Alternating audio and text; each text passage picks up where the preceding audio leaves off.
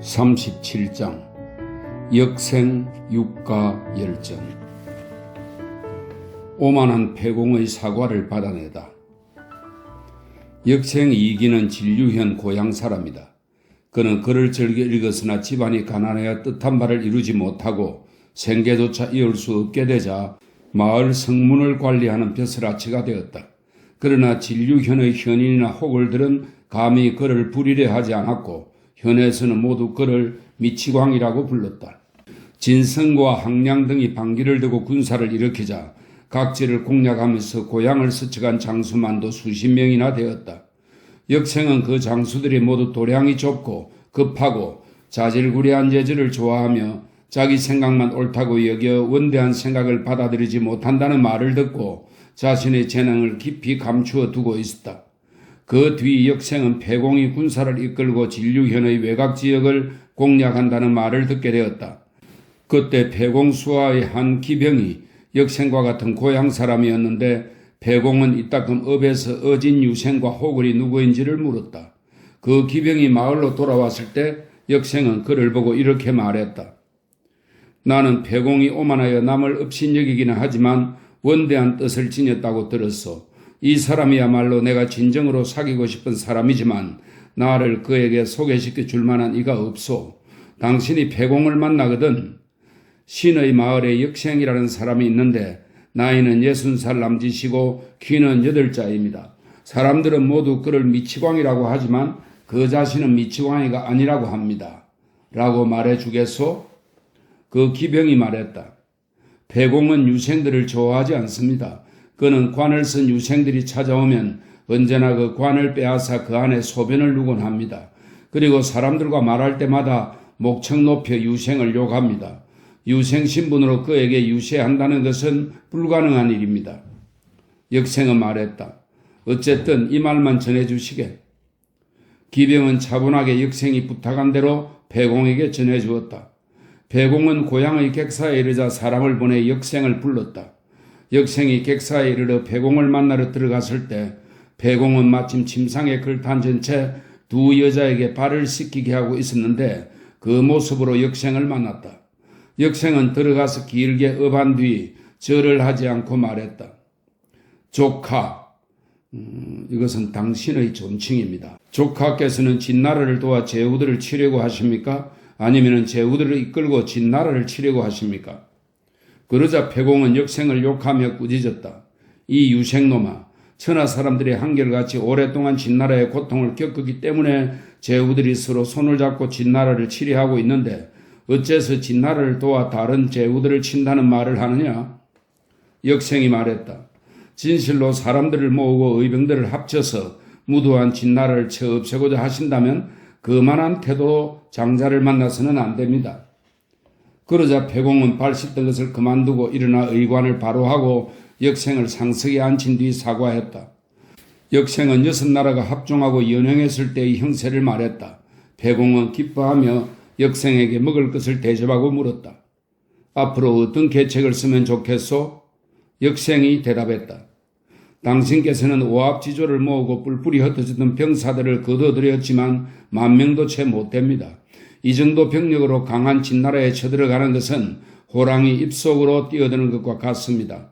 진류현은 천하의 요충지이자 사방으로 통하는 길목으로 교통이 편리하며 지금 성안에는 많은 식량을 쌓아놓고 있습니다. 소인은 진류현의 혈령과 친분이 있으니 신을 사신으로 보내주시면 그가 당신께 투항하도록 하겠습니다. 만일 혈령이 신의 말을 듣지 않으면 당신은 군대를 일으켜 그곳을 치십시오. 신은 성안에서 호응하겠습니다. 그래서 패공은 역생을 사신으로 보내고 군대를 이끌고 그 뒤를 따라갔다. 마침내 진류현을 평정하고 여기기를 광야군이라 일컬었다. 역생은 동생 역상을 패공에게 추천하여 군사 수천 명을 이끌고 패공을 따라 서남쪽으로 가서 치게 하였다. 역생은 언제나 세객 신분으로 제후들의 나라로 뛰어다녔다. 천하의 민심이 어디로 가고 있습니까? 한나라 3년 가을에 항우가 한나라를 쳐서 형량업을 함락시키자 한나라 병사는 공현과 낙한형 일대로 달아나서 주둔했다. 그 무렵 초나라는 회의무한 신이 조나라를 깨뜨리고 폐물이 양 땅에서 여러 차례 반란을 일으켰다는 소식을 듣고 군대를 나누어 보내 조나라와 양나라를 도왔다. 이때 회의무한 신은 동쪽으로 제나라를 치려고 하였다. 한왕은 형량과 성고에서 여러 차례 고전하였으므로 성고 동쪽 땅을 버리고 군대를 공현과 낙양현에 주둔시키고 초나라를 막을 계책을 세웠다. 그러자 역생이 말했다. 신이 듣건대 하늘이 하늘된 까닭을 아는 사람은 왕의 일을 이룰 수 있고 하늘이 하늘된 까닭을 모르는 사람은 왕의 일을 이룰 수 없다. 왕노릇 하는 자는 백성을 하늘로 알고 백성은 먹을 것을 하늘로 여긴다라고 합니다. 오창은 오산에 세워진 식량 창고입니다. 오창에는 천하의 곡식을 날라다 놓은 지 오래되었는데 신은 그곳에 쌓아놓은 식량이 매우 많다고 들었습니다. 초나라 군대가 형량을 함락시키고도 오창을 굳게 지키지 않고 오히려 군사들을 이끌고 동쪽으로 가면서 죄를 지어 변방으로 쫓겨나 병사된 자들에게 성고를 나누어 지키게 하고 있으니 이는 하늘이 한 나라를 돕는 것입니다. 지금이 바로 초나라 군대를 공격하여 쉽게 취할 수 있을 때인데 한 나라가 도리어 물러나는 것은 스스로 좋은 기회를 버리는 것입니다. 신이 가만히 생각해 보아도 이것은 잘못된 일입니다. 또 두 영웅은 함께 설 수 없습니다. 초나라와 한나라가 오랫동안 맞서 싸우면서 승자와 패자를 분명하게 결정짓지 않는다면 백성은 안정을 찾지 못하고 천하는 동요할 것이며 농부는 쟁기를 버리고 길쌈하는 여인들은 배틀에서 내려와 천하의 민심이 불안할 것입니다. 바라건대 당신께서는 즉시 군대를 다시 진격시켜 형량을 탈환하고 오창의 식량을 손에 넣은 뒤 성고의 요충지를 막아 태양산으로 가는 길을 끊고 비호의 입구를 가로막고 백마나루트를 지킴으로써 제후들에게 실력을 과시하고 유리한 지형으로 적을 누리고 있는 형세임을 보여주십시오. 그렇게 하면 천하는 돌아갈 곳을 알게 될 것입니다. 지금 연나라와 조나라는 이미 평정되었지만 제나라는 아직 항복하지 않고 있습니다. 지금 전광은 천리의 넓은 제나라를 차지하고 있고 전가는 20만 군대를 이끌고 역승의 진을 치고 있습니다. 전시 일족의 세력은 아직 강하고 바다를 등지고 하수와 제수를 앞에 두고 있으며 남쪽으로는 초나라에 가깝고 사람들은 권모술수에 뛰어납니다.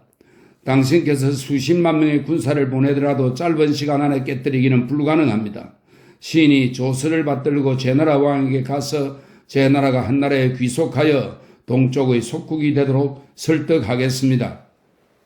한왕이 말했다. 조소. 한왕은 역생의 계책에 따라 다시 오창을 지키면서 역생을 제나라 왕에게 보내 설득하도록 하여 말했다. 왕께서는 천하의 민심이 어디로 돌아갈지 아십니까? 제나라 왕이 대답했다. 모르겠소. 역생이 말했다. 왕께서 천하의 마음이 어디로 돌아갈지를 아신다면 제나라를 보존할 수 있지만 천하의 마음이 어디로 돌아갈지를 모르신다면 제나라를 보존할 수 없을 것입니다. 제나라 왕이 말했다. 천하의 민심이 어느 곳으로 돌아가겠소? 역생이 말했다. 한나라로 돌아갈 것입니다. 제나라 왕이 말했다. 선생께서는 무슨 근거로 그렇게 말하시오? 역생이 대답했다. 한왕과 항왕은 힘을 합쳐 서쪽으로 나아가 진나라를 치면서 먼저 함량으로 들어가는 자가 왕이 되기로 약속하였습니다. 한왕이 먼저 함량으로 들어갔지만 항왕은 약속을 어기고 함량을 주지 않고 한중 지역의 왕으로 삼았습니다. 게다가 항왕은 의제를 내 쫓아 죽였습니다. 한왕은 이 소식을 듣자마자 촉한의 군대를 일으켜 삼진을 치고 함곡관을 나와 항왕에게 의제를 죽인 죄를 따져 물었습니다. 그리고 천하의 병사들을 거둬들여 각 제후들의 후예를 세웠습니다. 그는 성을 차지하면 그곳의 장수를 후로 봉하고 재물을 얻으면 병사들에게 나누어 주며 천하 사람들과 이익을 함께 하였습니다. 그러므로 호걸, 영웅, 현인, 제사들이 모두 한나라 왕에게 기꺼이 쓰이고자 합니다. 제후들의 군사가 사방에서 모여들었으며 촉한의 곡식을 실은 배가 나란히 내려오고 있습니다. 그러나 항왕은 약속을 어겼다는 악명과 의제를 죽여 의리를 저버렸다는 죄를 짓고 있습니다. 또 다른 사람의 공로는 기억하지 못하면서 다른 사람의 죄는 있는 일이 없습니다. 싸워 이기도 상을 주지 않고 성을 함락시켜도 봉업을 주지 않습니다. 또 황씨의 일족이 아니면 주요한 자리를 앉을 수 없으며 사람을 봉하기 위해서 후의 인을 새겨놓고도 아까워 손에서 달아 없어질 때까지 주지 못합니다. 성을 공격하여 재물을 얻어도 쌓아두기만 할 뿐 상으로 주는 일이 없습니다. 그래서 천하 사람들은 그에게 반기를 들었고 어진 사람과 재능 있는 유생들은 그를 원망하며 그를 위하여 일하려 하지 않습니다. 그러므로 천하의 유생들이 한나라 왕에게로 돌아간다는 것은 앉아서도 예측할 수 있습니다. 한 왕은 촉한에서 군대를 일으켜 삼진을 평정하고 서하 밖을 건너 상당군으로 군사를 모아 이끌고 내려와 정형을 함락시키고 성안군 진열을 죽였으며 부귀를 깨뜨려 성 32개를 함락했습니다. 이것은 진실로 치우의 군대와 다름없는 활약으로 사람의 힘으로 이루어진 것이 아니라 하늘이 내려준 복입니다. 지금 한나라는 이미 오창의 곡식을 차지하였으며 성고의 요새를 막고 백마나루트를 지키며 태양산으로 가는 길목을 막고 비호의 어귀를 가로막고 있습니다. 천하의 제후들 중에서 뒤늦게 한왕에게 항복하는 자는 먼저 멸망할 것입니다. 왕께서 서둘러 한왕에게 항복한다면 제 나라의 사직은 지킬 수 있지만 한왕에게 항복하지 않는다면 선체로 멸망을 기다리게 될 것입니다. 전광은 역생의 말이 옳다고 여겨 받아들이고 역할을 지키던 병사들을 거두들인 뒤 역생과 하루 종일 마음껏 술을 마셨다. 회의무 한씨는 역생이 수레의 횡목에 엎드려 제나라의 성 70여 개를 항복시켰다는 소식을 듣자 밤을 틈타서 군사들에게 평원 나루트를 건너 제나라를 습격하도록 하였다. 제나라 왕 정광은 한나라 군대가 쳐들어왔다는 소식을 듣자 역생이 자신을 속였다고 생각하고 이렇게 말했다. 너가 한나라 군대를 멈출 수 있으면 살려주겠지만 그러지 못하면 나는 너를 삶아 죽이겠다. 그러자 역생이 말했다. 큰일을 하는 사람은 사소한 일에 신경을 쓰지 않으며 덕이 높은 사람은 다른 사람의 비난을 돌아보지 않습니다. 나는 당신을 위해서 그것을 바꾸어 말하지 않겠습니다. 제나라 왕은 결국 역생을 삶아 죽이고 군대를 거느리고 동쪽으로 달아났다. 한나라 12년의 곡주후 역상은 성상신분으로 군대를 이끌고 경포를 쳐서 공을 세웠다. 고조는 여루와 공신의 공을 논할 때 여기기를 떠올렸다. 여기기의 아들 역계는 일찍이 군대를 이끌고 싸움터에 몇 차례 나갔으나 후로 봉해질 정도의 공을 세우지는 못했다. 그러나 고조는 그 아버지 여기기의 공로를 생각하여 역계를 고량 후에 봉하고 뒤에 다시 무술을 시급으로 주었다.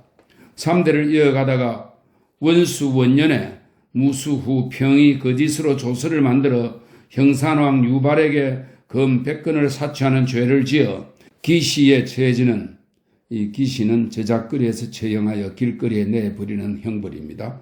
기시에 처해지게 되었으나 병으로 죽고 본국도 없어졌다. 중원이 아니었기에 왕노릇을 할 수 있었다. 육가는 초나라 사람이다. 그는 빈객으로 고조를 수행하여 천하를 평정하였다. 말제주가 좋은 변사로 일어나 고조 곁에 있으면서 언제나 제후들에게 사신으로 나갔다. 고조 때에 이르러 중원이 처음으로 안정되었다. 위타가 나무를 평정하여 그곳 왕이 되었으므로 고조는 육가를 위타에게 보내 인을 내려 나물 왕으로 삼도록 했다. 육생이 이르자 위타는 상투를 방망이처럼 틀고 두 다리를 벌리고 앉아서 그를 만났다. 육생은 위타에게 나아가 이렇게 말했다. 이 육생이 바로 육가입니다. 당신은 중원 사람으로 친척과 형제들의 무덤이 진정에 있습니다. 그런데 지금 당신은 하늘의 이치를 어기고 의관과 속대를 팽개치고 보잘것없는 월나라로 천자에게 맞서 적국이 되려고 하니 장차 당신 몸에 화가 미칠 것입니다. 진나라가 정치를 잘하지 못하여 제후와 호벌들이 나란히 일어났고 한왕이 먼저 함곡간으로 들어가 함량을 차지하였습니다.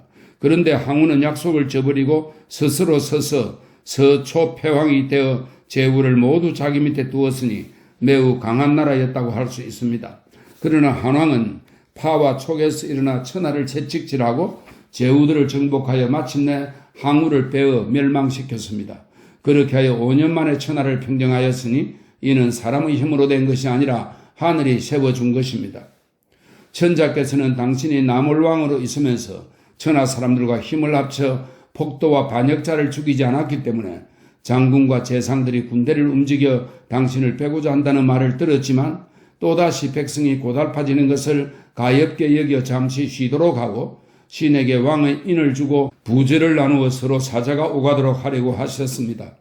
당신은 마땅히 교외까지 나와서 맞이하고 북쪽을 향하여 신하라고 일컬어야 하는데 도리어 새로 세워져 안정도 되지 않은 월나라를 가지고 이곳에서 강하게 버티고 있습니다. 한나라에서 진실로 이와 같은 사실을 알게 된다면 당신 선조의 무덤을 파헤쳐 시신을 불태우고 종족을 남김없이 죽일 것이며 편장군 한 사람에게 10만 군대를 이끌게 하여 월나라를 칠 것입니다.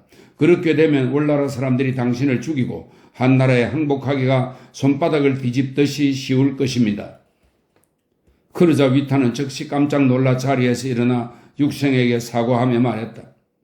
오랑캐들 속에서 오래 살다 보니 완전히 예의를 잃어버렸습니다. 그러고는 이 틈을 타 육생에게 물었다.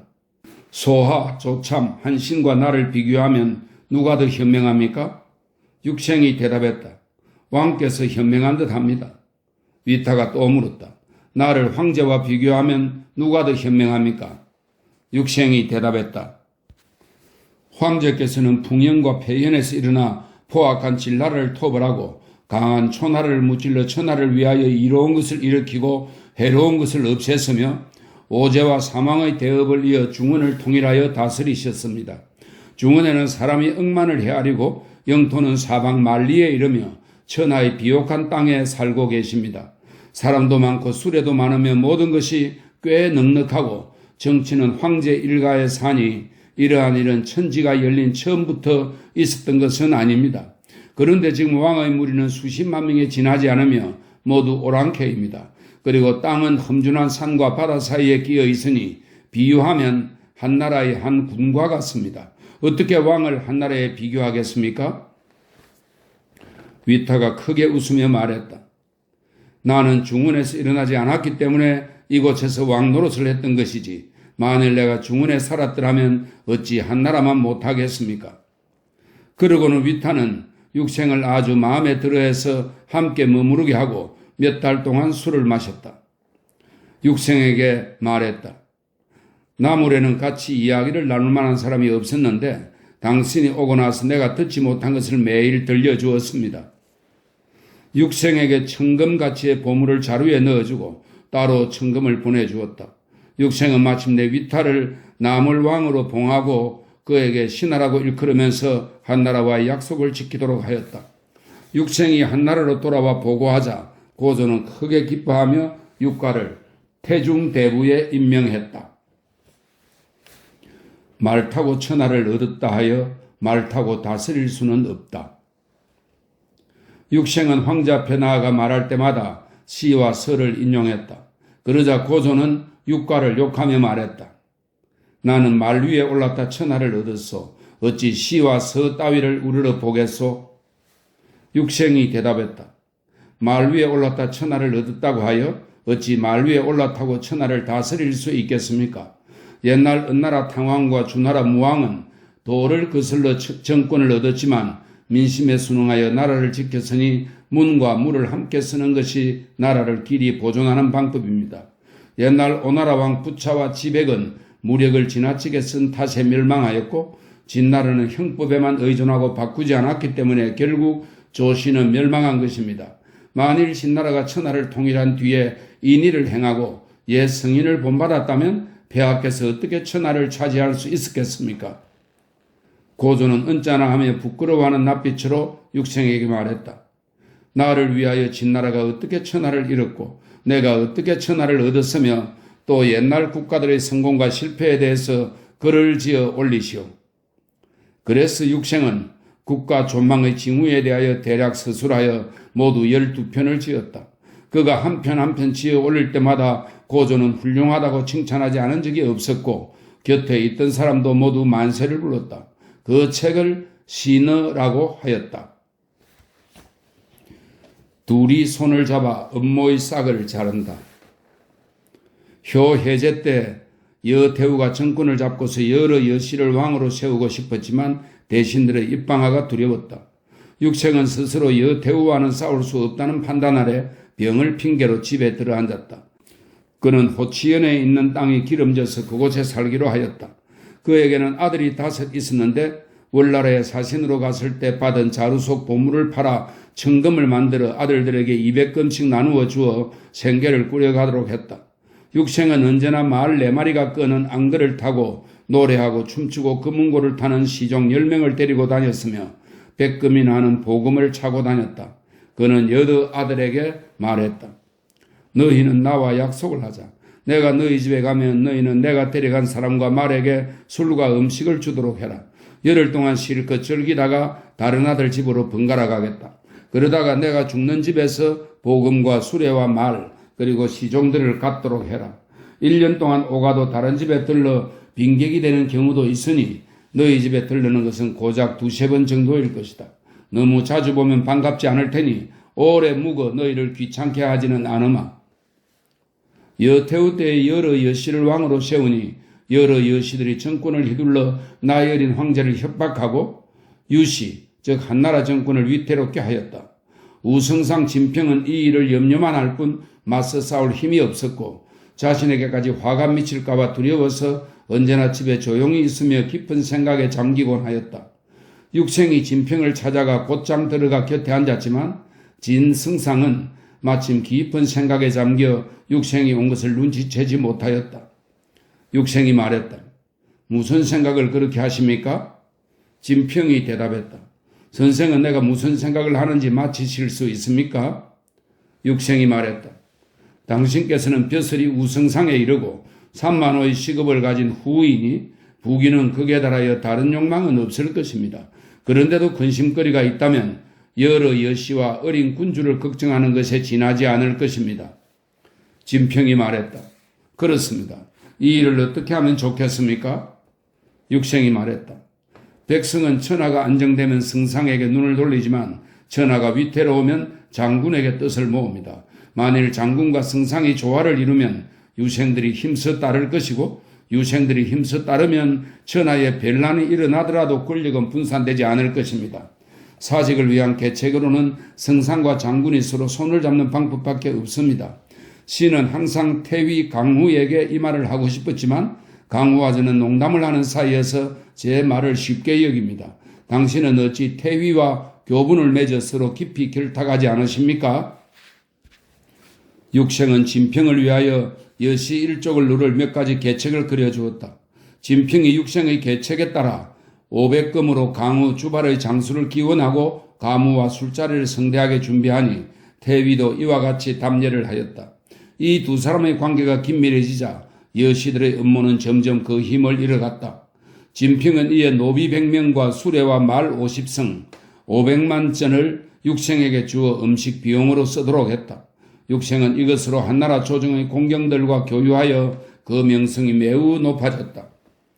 여시 일족들을 죽이고 효문제를 세우게 된 데에는 육생의 역할이 매우 컸다. 효문제는 즉위하자 나물에 사신을 보내려 하였다. 그러자 우성상 진평 등이 육생을 진언하여 태중대부로 삼아 사신으로 위타에게 가도록 했다. 육생은 위타가 천자처럼 술의 덮개를 황색 비단으로 하지 못하게 하고 자신의 명령을 제는 황제의 명령을 가리킵니다. 자신의 명령을 제라 일컫지 못하게 하고 제후들과 하는 것과 같이 하도록 함으로써 모든 일을 황제의 마음에 들게 하였다. 이 이야기는 나몰열전에 기록되어 있다. 육생은 결국 타고난 수명대로 살다가 죽었다. 한번 사귀면 끝까지 의리를 지킨다. 평원군 주건은 초나라 사람이다. 본래 일찍이 해남만 경포의 재상으로 있었으나 죄를 지어 벼슬을 그만두었다가 훗날 다시 경포를 섬겼다. 경포가 반란을 일으키려 할 때 평원군에게 자문을 구하자 평원군은 이 일을 비난했다. 그러나 경포는 그의 말을 듣지 않고 양보후의 의견을 쫓아 마침내 반란을 일으켰다. 한나라에서는 경포를 죽였지만 평원군은 경포에게 간언하고 반역에 가담하지 않았으므로 죽이지 않았다. 이에 관한 내용은 경포 열전에 기록되어 있다. 평원군은 말재주가 뛰어나고 엄격하며 청렴하고 굳세고 곧은 사람이다. 장안에서 살았으며 구차하게 남의 비위를 맞추지 않고 의리에 벗어나는 행동을 하는 자와는 타협하려 하지 않았다. 벽양후 심의기는 행실은 바르지 않지만 여태우에게 총애를 얻고 있었다. 그때 벽양후는 평원군과 알고 지내려 했으나 평원군은 그를 만나려고도 하지 않았다. 평원군의 어머니가 죽었을 때 육생은 원래 평원군과 사이가 좋았으므로 문상을 하러 갔다. 그런데 평원군은 집이 가난하여 장례도 치르지 못하고 상복과 장례 도구를 빌려오려 하고 있었다. 육생은 평원군에게 장례를 치를 수 있도록 해준 뒤 벽양후를 찾아가서 축하하며 말했다. 평원군의 어머니께서 돌아가셨습니다. 그러자 벽양후가 말했다. 평원군의 어머니가 죽었는데 어째서 나에게 축하합니까? 육가가 말했다. 전날 당신이 평원군과 알고 지내려고 했지만 평원군이 의리를 지키며 당신을 알려고 하지 않은 것은 그의 어머니에 대한 효심 때문이었습니다. 그런데 지금 그 어머니께서 죽었으니 당신이 정성을 다해 후하게 조의를 표한다면 그는 당신을 위하여 죽을 것입니다. 그래서 벽양후는 곧 백금을 들고 가서 조의금으로 냈다.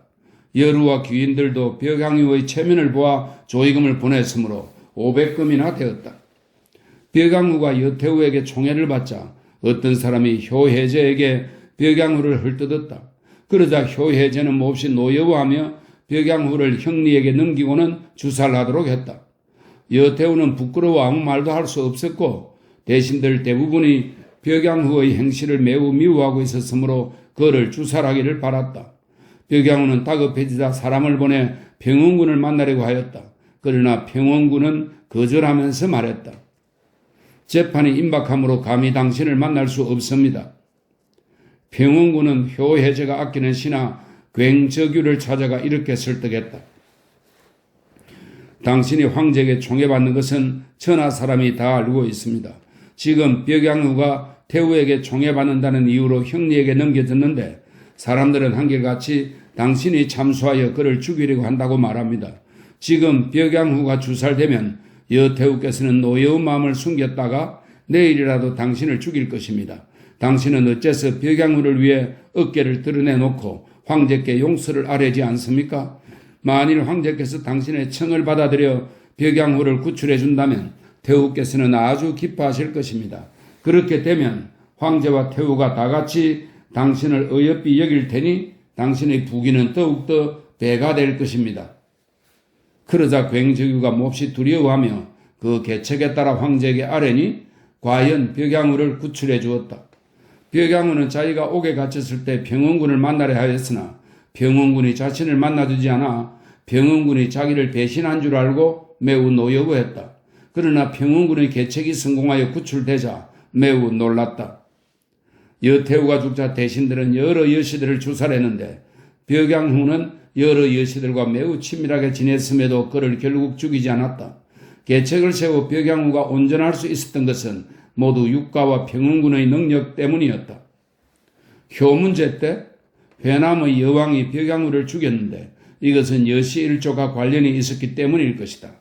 효문제는 벽양후의 빈객 평원군이 벽양후를 위하여 계책을 세웠다는 말을 듣고 형리에게 평원군을 붙잡아 그 죄를 다스리도록 했다. 형리가 문에 와 있다는 말을 듣고 평원군은 스스로 목숨을 끊으려 했다. 그러자 그의 여러 아들과 관리들이 다 같이 말했다. 일이 어떻게 될지 아직 모릅니다. 어찌 섣불리 목숨을 끊으려 하십니까? 평원군이 말했다. 내가 죽으면 화가 끊어져 너희에게까지는 미치지 않을 것이다. 그러고는 마침내 스스로 목을 찔러 죽었다. 효문제는 이 소식을 듣고 안타까워하면서 말했다. 나는 그를 죽일 뜻이 없었다. 그리고 그 아들을 불러 중대부로 삼았다.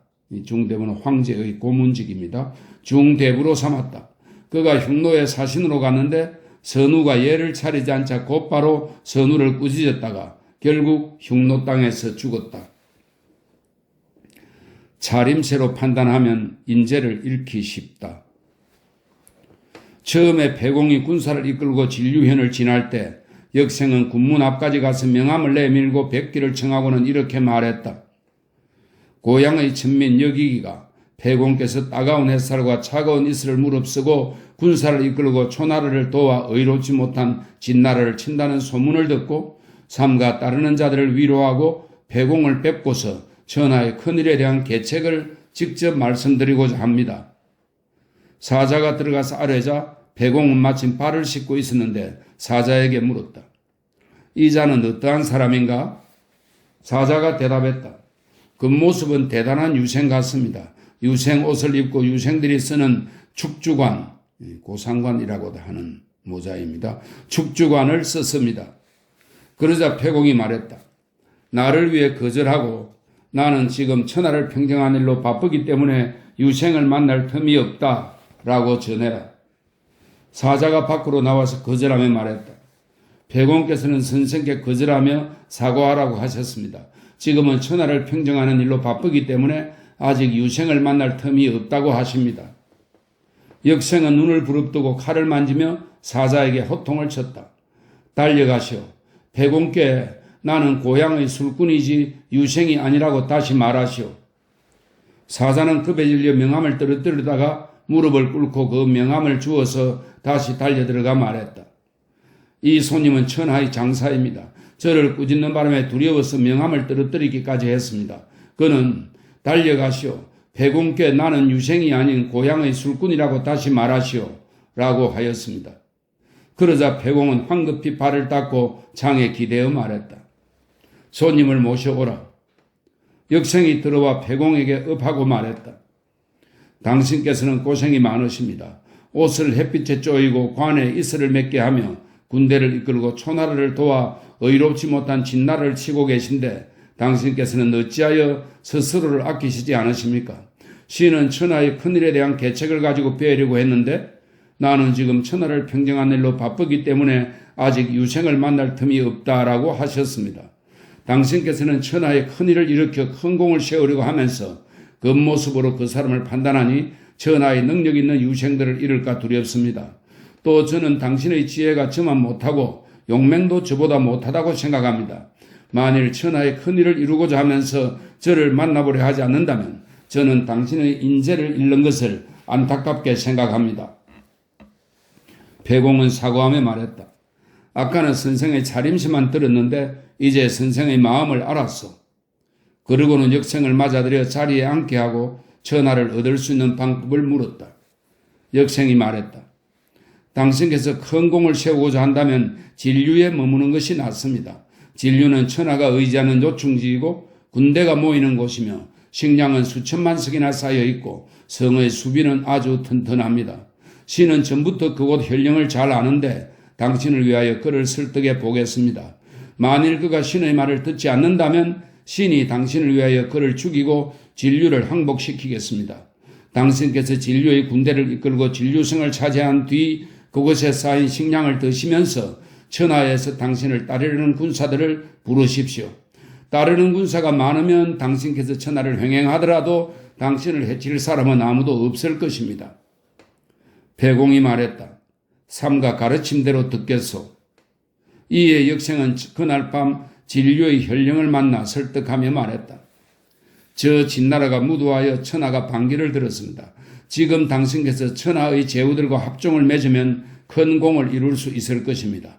그런데 혼자서 망해가는 진나라를 위하여 성을 굳게 닫고 지키고 있으니 제가 생각하기에 당신은 위태로워질 것입니다.